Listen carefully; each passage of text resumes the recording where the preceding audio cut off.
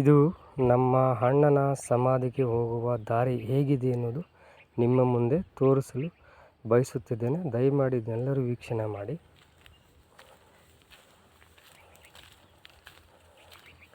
ಖಂಡಿತ ತುಂಬ ವರೆಸ್ಟ್ ಆಗಿದೆ. ಏನಕ್ಕೆ ಅಂತಂದರೆ, ನಾವು ಇದನ್ನು ಸ್ವಚ್ಛವಾಗಿಡಲು ನಾನು ಸುಮಾರು ಬಾರಿ ಪ್ರಯತ್ನ ಪಟ್ಟೆ.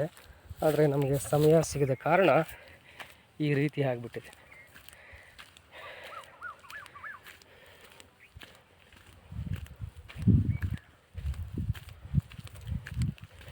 ದಯಮಾಡಿ ನೋಡಿ ಹೇಗೆ ಆಗಿಬಿಟ್ಟಿದೆ ಅನ್ನೋದು.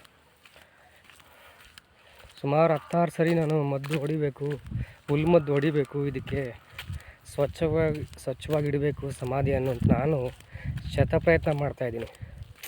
ಆದರೆ ಸಮಯ ಅಭಾವದಿಂದ ಸಿಗುತ್ತಿಲ್ಲ. ಆದ ಕಾರಣ ಇವತ್ತು ಇದನ್ನು ನಾನು ಹುಲ್ಲುಮದ್ದು ಹೊಡೆದಿದ್ದೇನೆ.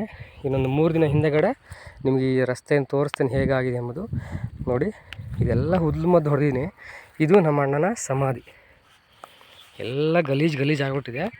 ಆದರೆ ಹುಲ್ಲುಮದ್ದು ಹೊಡೆದ್ರ ಕಾರಣ ಇನ್ನು 1 or 2 ಡೇಸಲ್ಲಿ ಇದು ಕ್ಲಿಯರ್ ಆಗುತ್ತೆ. ನೋಡಿ ಫ್ರೆಂಡ್ಸ್,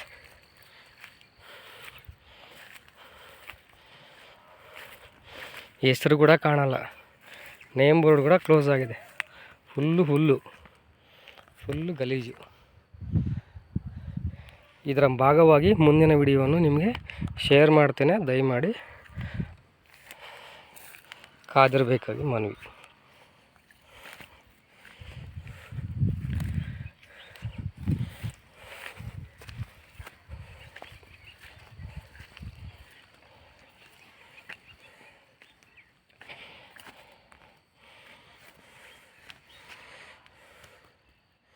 ಪಕ್ಕದವರು ಹೊಡೆದಿದ್ದಾರೆ.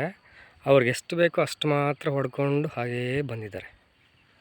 ಅಂದರೆ ಅವ್ರಿಗೆ ಸಂಬಂಧಪಟ್ಟಂತೆ ಮಾತ್ರ ಅದನ್ನು ಹುಲ್ಮದ್ದು ಹೊಡ್ಕೊಂಡು ಕ್ಲೀನ್ ಮಾಡ್ಕೊಂಡಿದ್ದಾರೆ.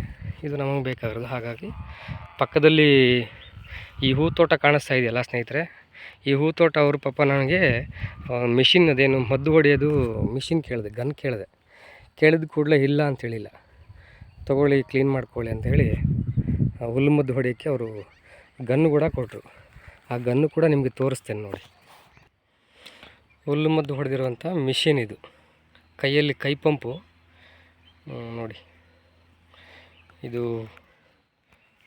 ಪಂಪು, ಅದು ಬಕೆಟು ನೀರಲ್ಲಿ ತುಂಬಿಕೊಂಡು ಹಾಕ್ಕೊಂಡಿದ್ದು. ಅದರ ಗನ್ ಭಾಗವೇ ಇದು ಗನ್ನು, ಇದು ಮದ್ದು ಹೊಡೆಯುವಂಥದ್ದು. ಅದು ನೀರು ತುಂಬಿಸ್ಕೊಳ್ಳೋಕ್ಕೆ ತೊಗೊಂಡಿರುವಂಥ ಬಕೆಟು. ಅವ್ರು ಹೇಗೆ ನನಗೆ ಸುಚಿತ್ರವಾಗಿ ಕೊಟ್ಟಿದ್ರು, ನಾನು ಕೂಡ ಅದನ್ನು ಶುದ್ಧವಾಗಿ ಕ್ಲೀನ್ ಮಾಡಿ ಇಟ್ಟಿದ್ದೀನಿ. ಮತ್ತು ಕೇಳಿದಾಗ ಕೊಡಬೇಕಲ್ವಾ. Thank you, bye.